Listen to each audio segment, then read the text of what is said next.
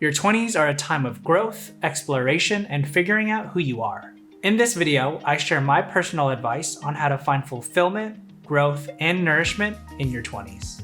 So the first habit I'd like to share with you is to always get a good night's sleep. To kick it off with a little bit of research, let's start with Andrew Huberman, who is a neuroscientist from Stanford. And he says, sleep is the single most important thing you can do for your health, performance, and well-being. If you don't sleep well, you'll be suboptimal in every way. So reflecting back on my 30s, I can see how that is so true in every way. When I think back to college and all the all-nighters I took to study for exams, and how it didn't actually benefit me to try to cram so much knowledge into my head, but how it would be much better to have a good night's sleep so I could perform better during my exams. Also probably be a little less irritable and annoyed after getting some good night's sleep.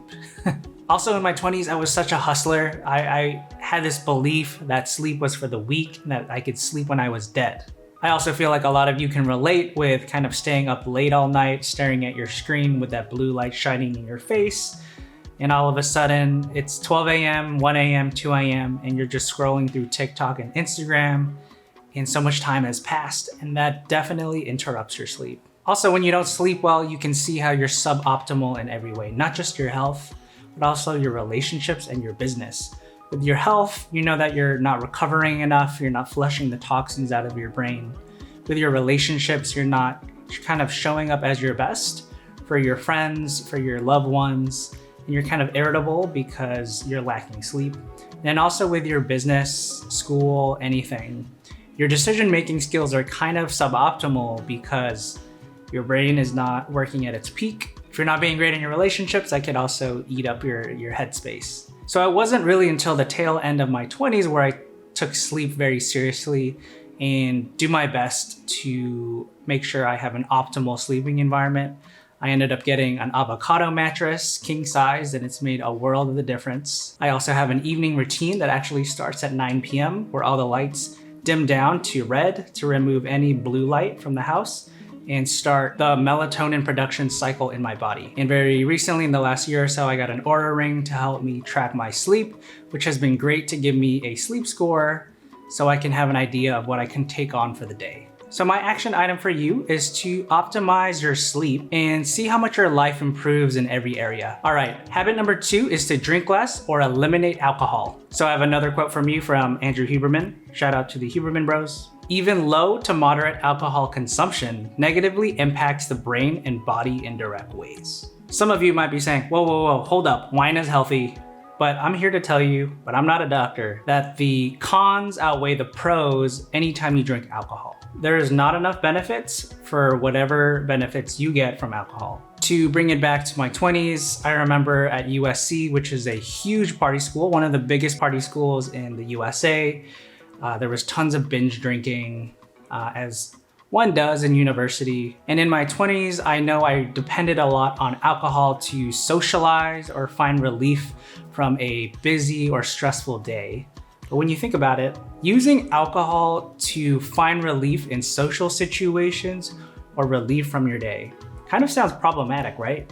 Moreover, the later half of my 20s, I started having liver problems and developed non-alcohol fatty liver disease. In my later 20s, I never really drank that much alcohol, so I was surprised to develop this disease, which could be genetic or impacted by the general food system here in America. But this past year, I have greatly reduced and technically eliminated my drinking in the last 3 to 4 months. And I've started to have all these benefits. My liver enzymes have gone down, so my liver health is improving. My sleep has improved. I've lost a lot of weight and increased my physical performance. And one plus, I no longer have hangovers. So my takeaway for you is if you drink, evaluate your relationship with alcohol. Do you use it as a crutch to find relief, or depend on it when you're hanging out with friends? Consider the long-term effects of it. And habit number 3 is to regularly talk with a therapist. I don't have the citation for this, but research says that therapy can help young adults cope with stress and anxiety, improve self-esteem and self-confidence, and improve relationships. I don't know about you, but I can't imagine a 20-year-old who wouldn't benefit from all of these things. So personally for me, I didn't get a therapist until the pandemic. When I got depressed and had a hard time doing anything or feeling activated, I did not even want to leave my house. I mean, you couldn't really, but even to get food or groceries or just step out to catch a breath, I didn't even have the energy to do that. So I then used my health insurance to go find a therapist to help me out with my situation and get me out of my rut. So for the last 3 years now, I've had a therapist who I see either weekly, bi-weekly, or once a month.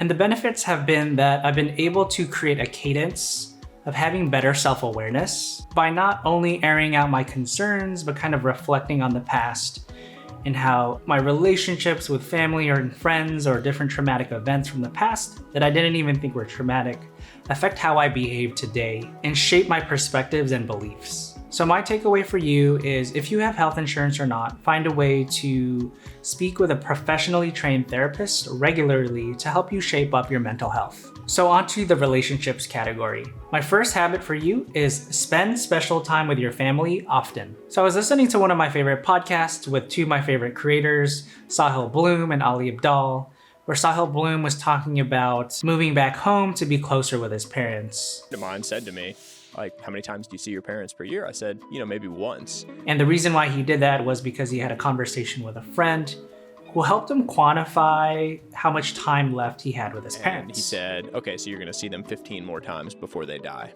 I remember hearing that and feeling like I got punched in the And it's a good thought exercise for all of us to think about how much time we have left with our parents and how we can be more intentional with the time we have left with our parents. The conversation kind of goes like this. So if you see your parents maybe 2, 3, 4 times a year, and they might be in their late 60s, so they have 15 years, 20 years left to live. So multiply how many times you see them a year by how many more years they have left to live. So say, for example, you see your parents twice a year for certain holidays, and they have 15 years left to live. So that means you have 30 times left to see your parents. Does that kick you in the gut? Because that doesn't seem like much. My parents are around their late 60s and 70s, so that really had me reflect on how much time I have left with my parents and how I want to spend as much time I can with them. When you think about it, when you go to university or college, or once you leave home after 18, the time you spend with your parents dramatically decreases. It can go from seeing them almost every day to seeing them once a month. And you can imagine in your later 20s in your professional career that you see them only once a quarter or twice a year. So my key takeaway for you is to consider how much time you have left with your parents and schedule in time to hang out with them as much as it matters to you. All right, habit number 2 is to be active in groups that share your interests. So you can imagine that being in your 20s can feel like a lonely time, although you can be surrounded by tons of friends in college or different hobby groups or wherever you are. Just because you're surrounded by people doesn't mean you might not be lonely. And the reason is you are still forming your identity in this stage and kind of figuring out who you are. And in that journey, it can feel lonely because no one truly understands what's going on in your head or your heart. So for my story in 2015, I feel like I finally found my community that shared my values. And that was with a group called Starting Block, which was a leadership development community that cared a lot about making a positive difference in the world through social impact and kind of diving deep and being vulnerable and making friendships really fast. There were shared values of altruism and human connection. Joining this community helped me in almost every aspect of my life, from helping me land that job in Panama, from helping me have a smooth transition moving to the East Coast. And it was all with the help of Starting Block, since I invested so much of my time and energy with a group that I felt very values aligned with. It's honestly quite interesting that I found my community post and outside of college. So my key takeaway for you is to map out your values, how you want to grow, and how you want to feel. And then from there, identify the people you need to surround yourself with to feel nurtured and aligned in that way.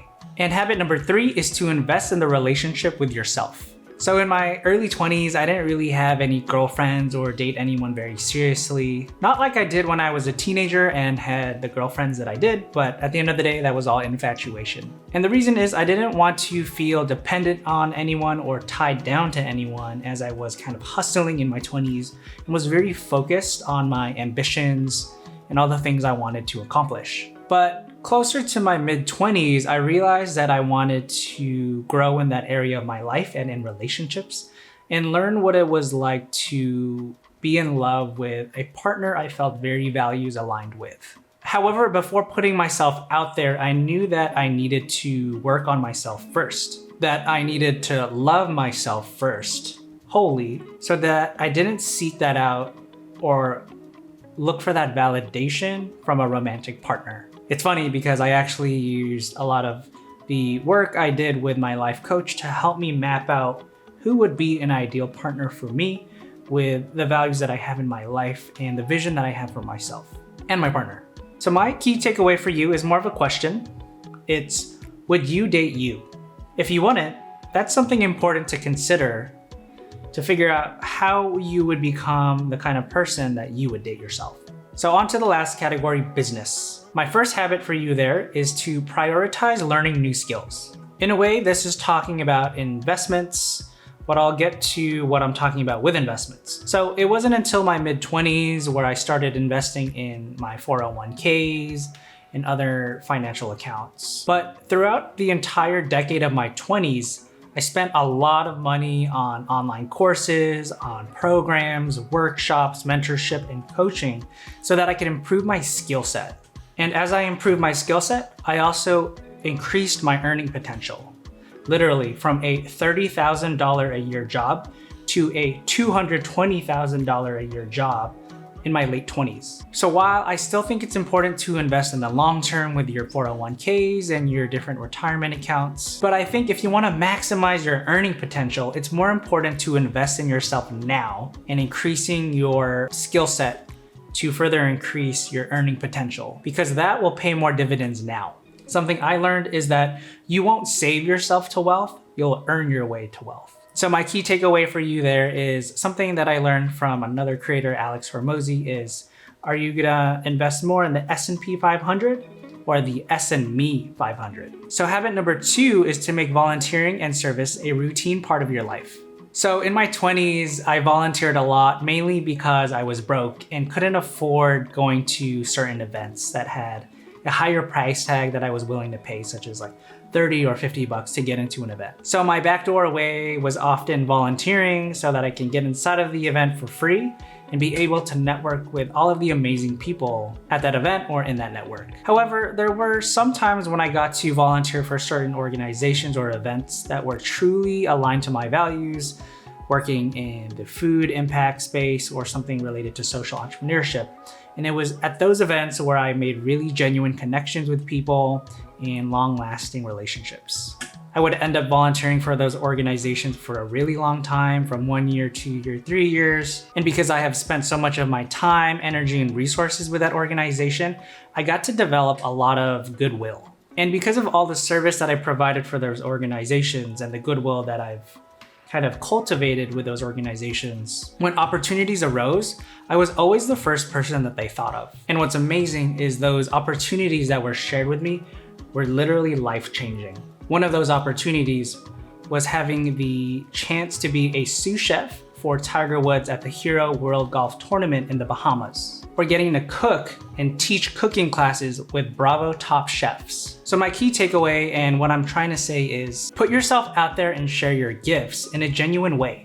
The goodwill you create will compound faster than anything you put money into. And habit number 3 is to meet with a coach often who can help you with your business or your career. So the first time I got a business and executive coach was in my mid-20s, and that dramatically changed the trajectory of my life. Literally, never did I have anyone hold me so accountable to my goals and values in my life. Me, my peers, or my friends, or my family held me this accountable to make sure that I made my vision a reality. This first coach that I had helped me build my first startup that I ultimately put through a Y Combinator program. So like any athlete, high performers need a coach to help them create the action plan, towards the goals that they're trying to achieve. Secondly, nothing holds someone more accountable than dropping high amounts of money into something and making sure that they're getting the full value out of it. To be honest, if it was free, you'd probably ignore it. To this day, I have coaches not just in my creative leadership or business or career, but also in health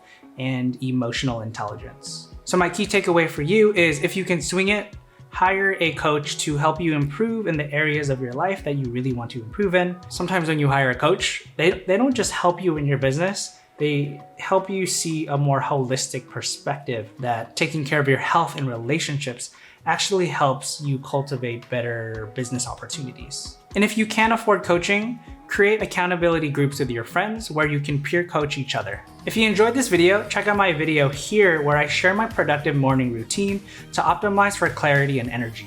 Thank you so much for watching, and if you enjoyed this video or learned something new, please leave a like and subscribe as that really helps out the channel, and I'll see you in the next video.